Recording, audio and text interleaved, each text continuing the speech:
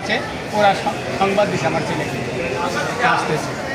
আপনারা যদি একটু বলতেন যে আপনার ছেলে এই মাফিয়াদের হাতে কীভাবে পড়ে গেল?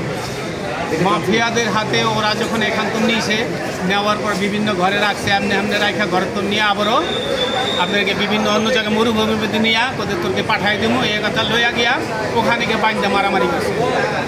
হাত পা বাইন্দা, পা উপরের দিকে দিয়া, মাথার নিচের দিকে দিয়া, পিঠমোর বান্ধিয়া, চোখ বাইন্দা, হাত বাইন্দা, তারপর মারছে। সাখাওয়াত কি কবে থেকে যুক্ত ওই মারামারির সাথে এটা বলেন? সাখাওয়াত যুক্ত নেওয়ার পরেতেই ওদের কাছে বিভিন্ন উসিলায় টাকা নিয়েছে আমার কাছ থেকে, এটা করছে এটা করছে। হ্যাঁ, নেওয়ার পর হেফাজত টাকা আবার বন্ধ করছে, আবার লয়ে গেছে গা আরেক জায়গায় নিয়ে মরুভূমিতে নিয়ে আলাদা করে ছেলে রাইকে ওখানে মারামারি করে। সাখাওয়াত কি পরিচিত আপনাদের? যে সাখাওয়াত আপনাদের পরিচিত না, পরিচিত না। আপনার ছেলে বিদেশ যাওয়া শুরু থেকে কি তার সাথে যোগাযোগ?